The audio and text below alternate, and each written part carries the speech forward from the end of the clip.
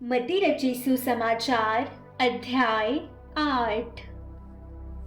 कोढ़ के रोगी को चंगा करना। जब वह उस पहाड़ से उतरा तो एक बड़ी भीड़ उसके पीछे हो ली। और देखो, एक कोढ़ी ने पास आकर उसे प्रणाम किया और कहा, हे प्रभु, यदि तू चाहे तो मुझे शुद्ध कर सकता है। यीशु ने हाथ बढ़ाकर उसे छुआ और कहा, मैं चाहता हूँ तू शुद्ध हो जा। और वह तुरंत कोढ़ से शुद्ध हो गया। यीशु ने उससे कहा, देख, किसी से न कहना, परंतु जाकर अपने आप को याजक को दिखा और जो चढ़ावा मूसा ने ठहराया है उसे चढ़ा, ताकि लोगों के लिए गवाही हो। एक सूबेदार का विश्वास। जब वह कफरनहूम में आया तो एक सूबेदार ने उसके पास आकर उससे विनती की, हे प्रभु, मेरा सेवक घर में लकवा रोग से बहुत दुखी पड़ा है। उसने उससे कहा, मैं आकर उसे चंगा करूंगा। सूबेदार ने उत्तर दिया, हे प्रभु, मैं इस योग्य नहीं कि तू मेरी छत तले आए, परंतु केवल मुख से कह दे तो मेरा सेवक चंगा हो जाएगा। क्योंकि मैं भी पराधीन मनुष्य हूँ और सिपाही मेरे अधीन है। जब मैं एक से कहता हूँ जा, तो वह जाता है, और दूसरे से आ, तो वह आता है। और जब अपने दास से कहता हूँ यह कर, तो वह करता है। यह सुनकर यीशु को अचंभा हुआ और जो उसके पीछे आ रहे थे उनसे कहा, मैं तुमसे सच कहता हूँ कि मैंने इस्राएल में भी ऐसा विश्वास नहीं पाया। और मैं तुमसे कहता हूँ कि पूर्व और पश्चिम से बहुत लोग आकर अब्राहम और इसहाक और याकूब के साथ स्वर्ग के राज्य में बैठेंगे, परंतु राज्य के संतान बाहर अंधकार में डाल दिए जाएंगे। वहाँ रोना और दांतों का पीसना होगा। तब यीशु ने सूबेदार से कहा, जा, जैसा तेरा विश्वास है वैसा ही तेरे लिए हो।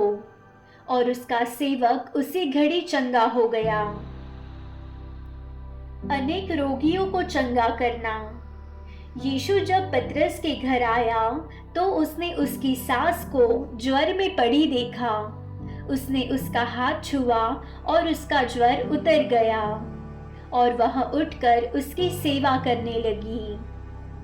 जब संध्या हुई तब वे उसके पास बहुत से लोगों को लाए जिनमें दुष्टात्माएं थीं, और उसने उन आत्माओं को अपने वचन से निकाल दिया और सब बीमारों को चंगा किया, ताकि जो वचन यशायाह भविष्यवक्ता के द्वारा कहा गया था वह पूरा हो। उसने आप हमारी दुर्बलताओं को ले लिया और हमारी बीमारियों को उठा लिया। यीशु का शिष्य बनने का मूल्य।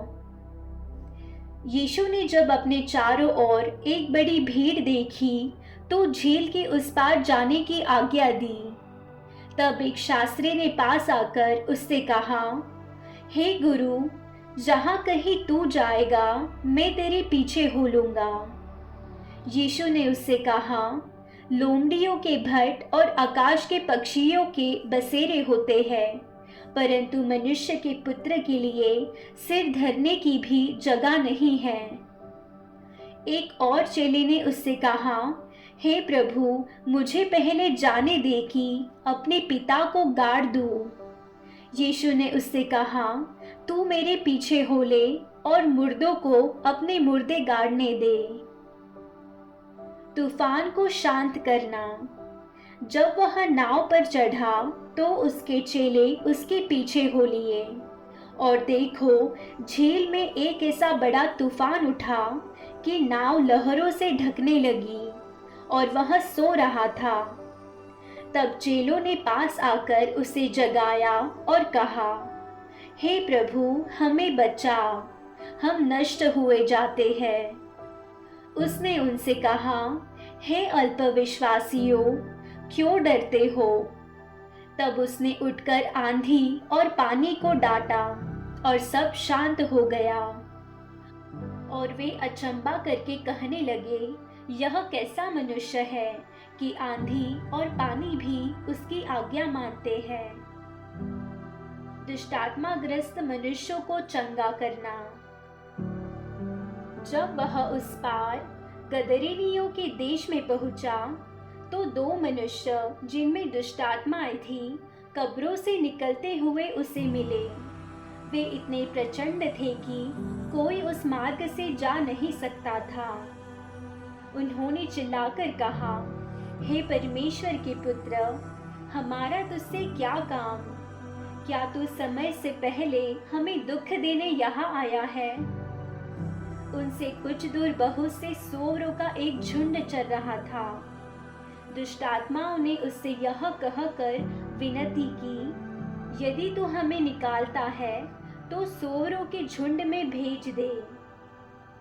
उसने उनसे कहा, जाओ। और वे निकलकर सूअरों में पेट गई, और देखो, सारा झुंड कड़ाके पर से झपट कर पानी में जा पड़ा और डूब मरा। उनके चरवाहे भागे और नगर में जाकर ये सब बातें और जिनमें दुष्टात्माएं थीं, उनका सारा हाल कह सुनाया। तब सारे नगर के लोग यीशु से भेंट करने को निकल आए और उसे देखकर विनती की कि हमारी सीमा से बाहर चला जा।